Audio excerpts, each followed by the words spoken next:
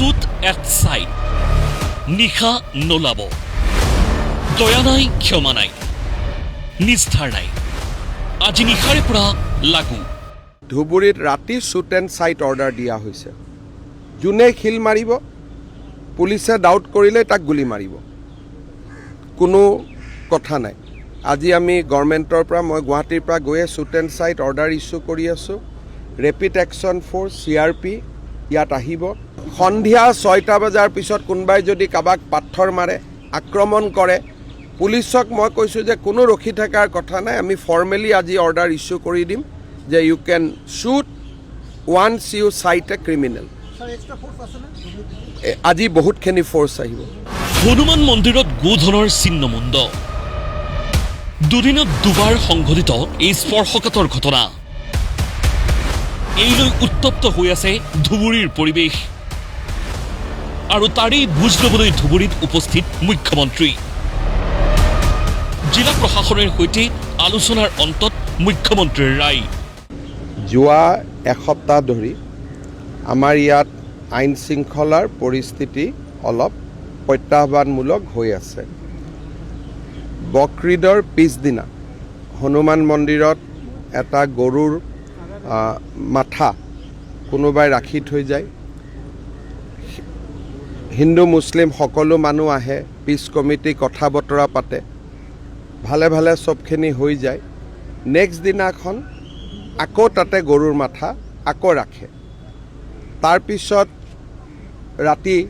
শিল পাথৰ মাৰা কাম চলি আছে বেলেগ কথা বেলেগ আছিল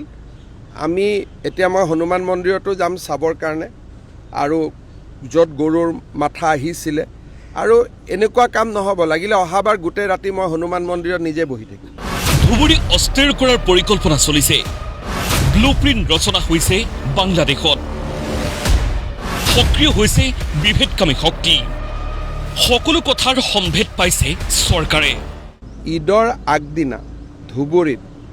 3খন খুব নবীন বাংলা বুলি যি নেকি বাংলাদেশত ধুবুৰী জিলাখন ইনক্লুড কৰিব লাগে বুলি ইয়াতে পোষ্টাৰ মাৰিছিলে 3টা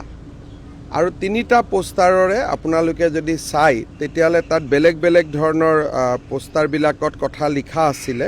এখনত আছে তুমিও হবে শ্বহীদ তোমাৰ ৰক্তও হবে বাংলাৰ স্বাধীনতাৰ বীজ নবীন বাংলা তাৰপিছত এটা আছে পোষ্টাৰ আমৰা মুক্তি চাই আমৰা স্বাধীনতা চাই বাংলাৰ মাটি স্বাধীন কৰিব ইনশাআল্লাহ জয় বাংলা জয় ইছলাম জনতাৰ বাহিনী ধুবুৰীত অশান্তি কৰিবৰ কাৰণে এটা কমিউনেল শক্তি এটা ইয়াত এক্টিভ হৈছে বিষয়টো গম পাই মই আজি ধুবুৰীলৈ আহিছোঁ ধুবুৰীত ৰাতি শ্বুট এণ্ড চাইট অৰ্ডাৰ দিয়া হৈছে সমাজ অস্থিৰ কৰি ন্যস্ত স্বাৰ্থ সিদ্ধিৰ অপচেষ্টা অব্যাহত ৰখা সকলৰ প্ৰতি মুখ্যমন্ত্ৰীৰ কঠোৰ বাণী যোনে শিল মাৰিব পুলিচে ডাউট কৰিলে তাক গুলি মাৰিব কোনো কথা নাই আজি আমি গভৰ্ণমেণ্টৰ পৰা মই গুৱাহাটীৰ পৰা গৈয়ে shoot and sight order issue কৰি আছোঁ মই